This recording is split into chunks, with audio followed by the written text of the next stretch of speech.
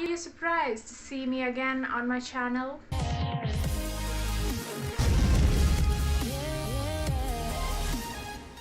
Hey guys, welcome back to my channel AnkitaSays. I'm so glad to be back here. This is a fun collaboration with SciFirsttalk, who brought me back from the YouTube dead because I had been very busy up with my schedule. So today we are going to talk about Snowpiercer, which is a 2013 film made by Bong Joon Ho. This movie is going to be forever memorable for me because of how brutal and violent it was, and this film was suggested by one of my classmates after I watched Parasite, and he said that you must watch Snowpiercer if you loved Parasite. So I was like, yes, why not? And I love post-apocalyptic movies, and this was one of them. So when my classmate suggested this film, he was like, this is a fantabulous film, you will love it. And he was not wrong. The movie is really good. It has some great direction, acting, and a strong script. Chris Evans, let's talk about him. I recently saw him in Defending Jacob, and I have seen him in some random rom-com as well. 2-3 of them, but all I want to say is I have seen him mostly everywhere except Marvel, and he is a great actor. So yes, that's what it's a fabulous film for all sci-fi people out there, and I'm sure a lot of people have already watched this film. And I would also like to say that if you have loved this film, you must go and check out the show, which is now 2 seasons long, and it has some 6-7 episodes right now, and it is still airing. The tone of the show is very much similar to the movie, and it has quite a number of brutal scenes, as you know post-apocalyptic shows have. But yeah, a good comparison, and Bong Joon Ho is the executive producer of the show as well, so do check it out. And now let's see what SciFirsttalk has to say about this film.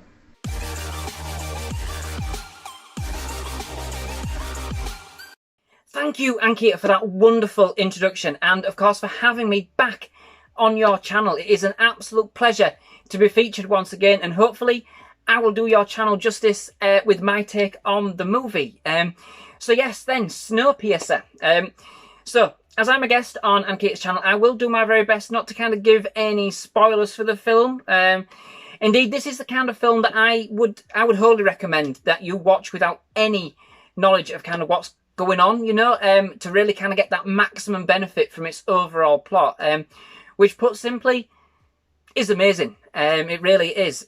So when Ankita suggested this film for me to kind of watch, I was apprehensive. It's not something that I had kind of heard of before, and kind of with it only having a limited release worldwide, I was skeptical, but after watching it, I just cannot believe that this film just didn't have a wider release, you know, and indeed it isn't more well known. It is an absolute spectacle, and I just couldn't tear myself away from it. It was a 2-hour assault on the senses, if you know what I mean, in all the right ways possible. The film uses the basic premise of a dystopian society, you know, and class divide, with a pretty unique twist. The last surviving inhabitants of Earth live together on a train transecting the globe on an interconnected and continually looping railway. The poor at the back, the tail end of the train, and the elite at the front, each separated by carriage after carriage, each designed to keep the train's delicate ecosystem in perfect balance. So it was an absolute visual treat, it really was, from the moment it actually started.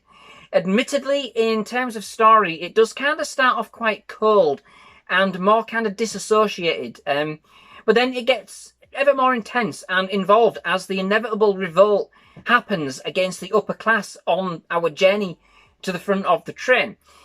As we do that, the action, it intensifies, and ultimately in this respect the film can be quite brutal, but it is extremely raw and a gritty take in its approach, with some very disturbing and even quite shocking kind of story elements thrown into the mix. The direction is fantastically executed, and as are the characters, with some very raw and invested performances from pretty much the entire cast. It can be really eccentric at times, and it has a real kind of mix of cultures living and kind of working together, it can be quite hard to kind of get used to at the start. Kind of built into a world that, although very small, i.e. a train, you know, it was as large as a world that I've ever seen on the screen. Not to even mention that the train itself was enormous. It was a beast to behold. But indeed, the whole kind of world building in itself was intense and very imaginative. The depth involved was absolutely spot on. I mean, this train was like a complete self-contained moving city. It even had an aquarium, botanical gardens, a club, dentists, all your mod cons, you know. Indeed, the train did have a very kind of delicate balance. And to be fair, you can see why, you know, they had to be self-sufficient. So in some respect, you did have to reason with those in charge on certain things. However, one thing that I must say is that although the film does kind of leave you absolutely speechless, it also leaves you with a lot of questions about the train, its ecosystem, and really to the full extent of its capabilities. Not everything is shown on screen nor explained, and quite a lot has kind of got to be taken on face value. Like, for instance, the fact that they have access to livestock, yet we see no farm. Nor do we learn where the elite actually sleep, nor do we see any extensive manufacturing facilities, yet items seem to materialise, you know, as examples, you know. To be fair, you could have probably ripped the mechanics of actually living in an isolated environment on a moving train to shreds, if you thought about every angle. But regardless of this, it was a very interesting concept, and that I can't deny, and it was certainly quite an experience, with a very distinct and fantastic vision that not only had some excellent fight and action sequences, but also some very powerful drama amongst the characters, and indeed some very intriguing and compelling, if but disturbing, kind of backstories. The cinematography was dark, as expected, you know, from such a dystopian story, but dark in the right way, you know. But contrasted very well against the very vibrant and outlandish nature of the first-class passengers. We did indeed meet quite a few very quirky characters along the way. Overall, this film was outstanding and most certainly has a very distinct vision with a singular direction and focus on bringing us a very compelling story with a very unique feel, which not only brings us some excellent action sequences, but also some exceedingly interesting, if but eccentric, characters. So, given the distinct mix of cultures in the film, and given, indeed, it has a genuinely kind of international cast, this is a great movie to kind of bridge the distinct styles of both the American and the Korean cinema in a very accessible and wholly enjoyable ensemble, with one magnificently brilliant ending, if a tad bit melodramatic, perhaps. So, now, I wouldn't normally give a rating for the movies I review. It's not something I do on my channel, but I know Ankita does. And so, as I'm a guest on her channel, I thought I would give it a go. So I've kind of weighed it up, and all things considered, Snowpiercer is an absolutely spectacular movie. It really is, with more than a few on the edge of your seat moments, you know.